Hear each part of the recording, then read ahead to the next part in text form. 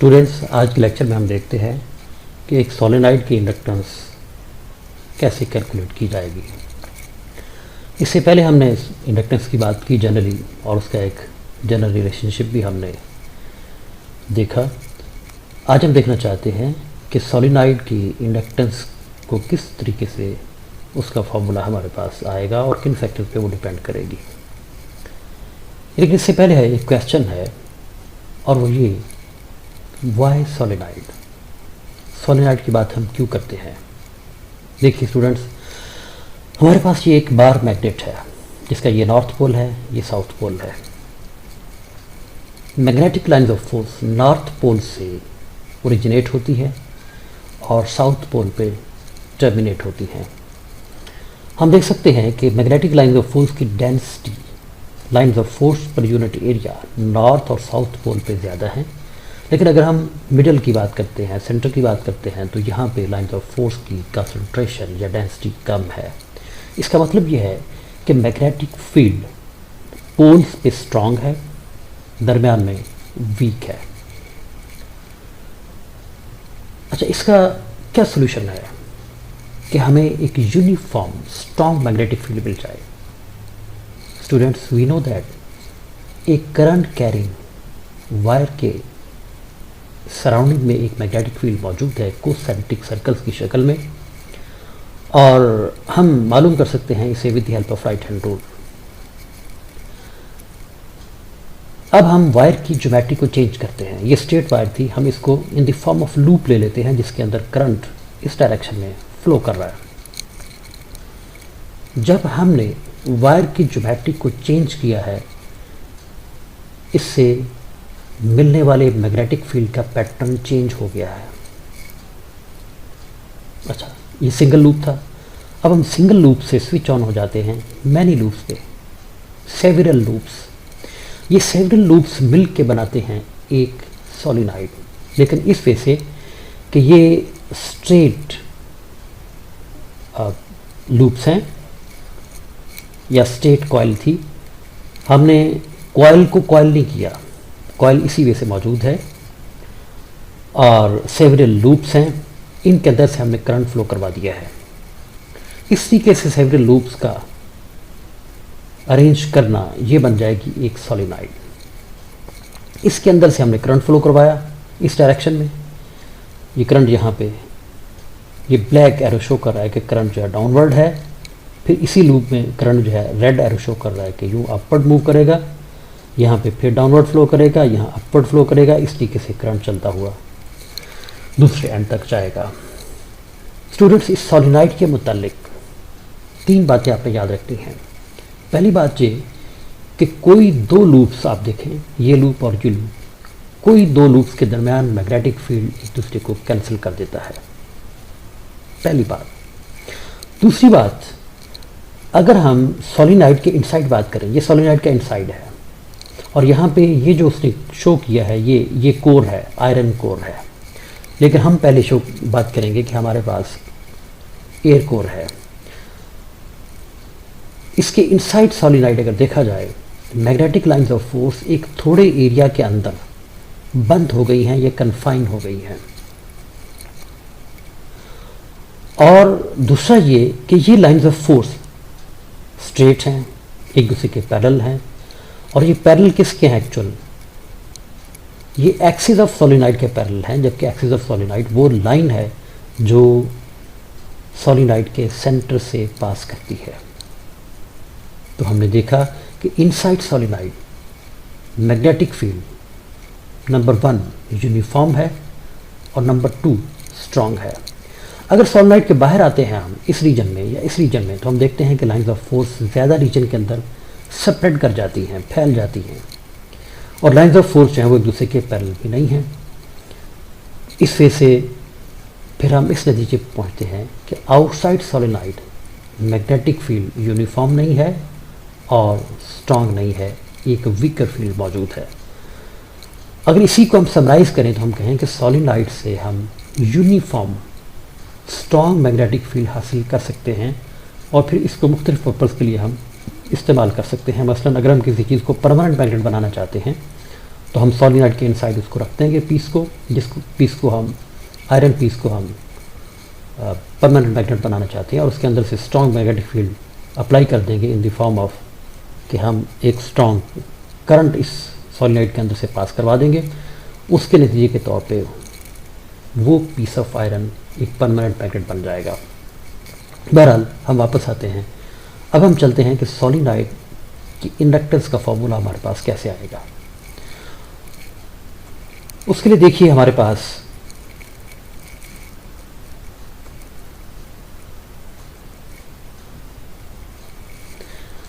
अगर हम ये कहते हैं कि हमारे पास लेंथ ऑफ सोलिनॉइड L है, इसके देखिए कि हमारे पास ये सोलिनॉइड थी, यहाँ से लेकर यहाँ तक हम कहते हैं कि लेंथ ऑफ सोलिनॉइड ये सारी की सारी ये L है। इसका जो सरफेस एरिया है, यहाँ बात कर लें या यहाँ बात कर लें, सरफेस एरिया A है जो इक्वल है पाई r स्क्वायर के, तो r इस लूप का रेडियस है, इस लूप का रेडियस r है। अब हम इसको देखें कि हमारे पास अगर लेंथ ऑफ सोलिनॉइड L है, रेडियस ऑफ सोलिनॉइड r है, face area of each turn, her loop का हर टर्न का एरिया अगर A है और वो फर्दर पाई r स्क्वायर है, तो हमें पता है कि फॉर इंडक्टेंस जो जनरल रिलेशनशिप हमारे पास था वो इससे प्रीवियस हमने देखा था L not was equal to n phi b over I। ये क्वेश्चन 1 है, इसमें मैंने phi b को टिक किया है, इसका मतलब हमें phi b की वैल्यू चाहिए। phi b किसके इक्वल है, b नॉट इंटू a के। अच्छा, यहाँ पे L not was equal to n phi b over I, n total number of turns of solenoid थे, phi b मैग्नेटिक फ्लक्स था through solenoid, I current flowing through solenoid था। phi b की वैल्यू चाहिए, phi b b not into a के equal है, b not magnetic field है और a सरफेस एरिया है सोलिनॉइड का। यहाँ पे हमने टिक किया है b नॉट को कि हमें b नॉट की वैल्यू चाहिए, तो b नॉट की वैल्यू कैसे आएगी, फ्रॉम एम्पेयर्स लॉ। हमें पता है कि अगर हमारे पास एक लूप मौजूद है, उसमें से करंट I फ्लो कर रहा है और उसको हमने हवा में रखा हुआ है, मीडियम एयर है और उसकी लेंथ L है, तो एम्पेयर लॉ से b नॉट डॉट L इनकी डॉट प्रोडक्ट इक्वल है म्यू नॉट इंटू I, जबकि mu naught permeability of free space है। परमेबिलिटी मीडियम की वो प्रॉपर्टी है जिससे पता चलता है कि कोई भी मीडियम अपने अंदर से कितनी आसानी से मैग्नेटिक लाइन ऑफ फोर्स को पास होने की इजाज़त देता है। तो यहाँ से b नॉट हमारे पास mu naught I over L आएगा। ये क्वेश्चन 3 है। हमें अब इसके अंदर I की वैल्यू चाहिए, तो उसके लिए हम देखते हैं कि हमारे पास टोटल नंबर ऑफ टर्न्स कितने हैं। हम कहते हैं कि अगर यूनिट लेंथ में 1 सेंटीमीटर या 1 मिलीमीटर या 1 मीटर में से जो नंबर ऑफ टर्न्स है टोटल, वो हमारे पास n थे, कैपिटल N, तो capital N divided by L ये इक्वल है स्मॉल n के। ये total number of turns per unit length है। यहाँ से हम total number of turns calculate करना चाहें तो वो हमारे पास n इंटू L आ जाएंगे। और हम कहते हैं कि हमारे पास जो सिंगल टर्न था, एक टर्न, उसमें से करंट अगर I है तो फिर करंट फ्रॉम NL टर्न्स, जो टोटल L लेंथ के अंदर जो टोटल नंबर ऑफ टर्न थे NL, उनमें से जो करंट होगा वो NLI आ जाएगा। ये वैल्यू हम पुट करते हैं क्वेश्चन 3 में, तो हमारे पास mu naught NLI over L, L से कैंसिल होगा, b नॉट आ जाएगा म्यू नॉट NI। इस वैल्यू को हम पुट करते हैं क्वेश्चन 2 में, तो हमारे पास magnetic flux mu naught NIA आ जाएगा। इसी वैल्यू को हम फर्दर इक्वेशन 1 में पुट करते हैं, तो हमारे पास रिलेशनशिप आता है for inductance of a solenoid L naught when medium is air, mu naught NNA, mu not permeability of free space, n number of turns per unit length, capital N total number of turns, A surface area.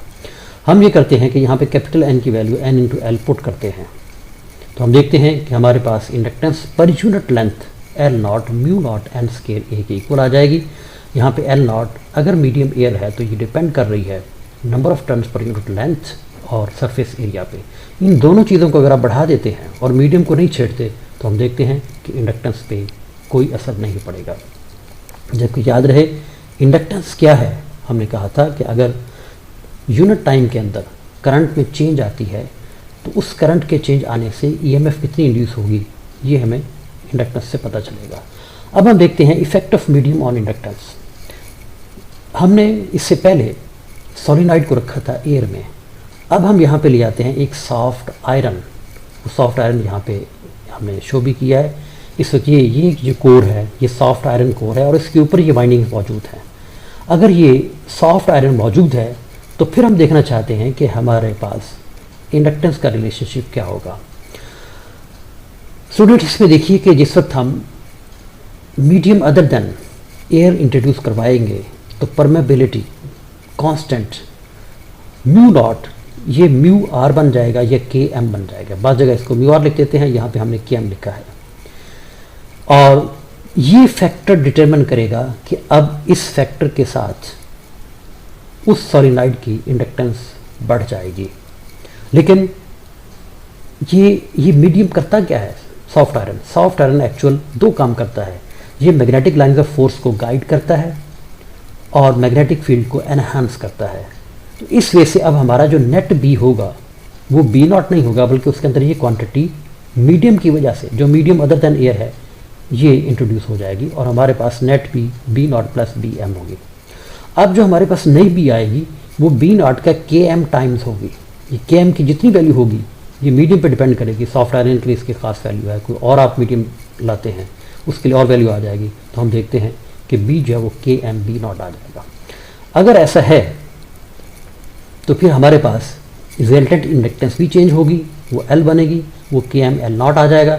L not की value equation 5 से लेके इस equation 8 के अंदर put कर दें तो हमारे पास एल आएगा K M mu not square, K M mu not N square pi R square L. K M ये मैग्नेटिक की मीडियम की प्रॉपर्टी है, जो मीडियम हमने इंट्रोड्यूस करवाया, जैसे सॉफ्ट आयरन था यहाँ पे। Mu not permeability of free space, air और वैक्यूम है। N number of turns per unit length है, पाई कांस्टेंट है। आर हमारे पास रेडियस ऑफ सोलिनॉइड है, या रेडियस ऑफ एक सिंगल लूप की बात करते हैं, और एल लेंथ ऑफ सोलिनॉइड है। और अगर हम इंडक्टेंस पर यूनिट लेंथ की बात करते हैं, जो एल डैश है, तो वो L divided by small L है। यहाँ जब आप इसको डिवाइड करेंगे स्मॉल एल से तो एल से कैंसिल होगा, तो L dash inductance per unit length हमारे पास के M mu not N square A आ जाएगी। इसका मतलब है कि in presence of medium inductance depend कर रही है के एम पे। अगर के एम आप एक गिवन मीडियम में चेंज नहीं होता तो ये डिपेंड करेगी किस पे? एन पे, number of turns per unit length और एरिया ए पे। और फर्दर अगर हम एरिया को लिख सकते हैं, ये पाई आर स्केयर की इक्वल है, तो L dash mu not K M N square pi R square होगी। तो यहाँ दो फैक्टर आ जाएंगे, ये एन पे डिपेंड करेगी और आर पे डिपेंड करेगी, जो कि रेडियस ऑफ लूप है। तो यहाँ से आप आर को और एन को और मीडियम को चेंज करके आप किसी भी सोलिनॉइड की इंडक्टेंस को चेंज कर सकते हैं। यही वो इन्फॉर्मेशन थी जो वह मैं देना चाहता था। आज के लिए इतना ही। Good bye.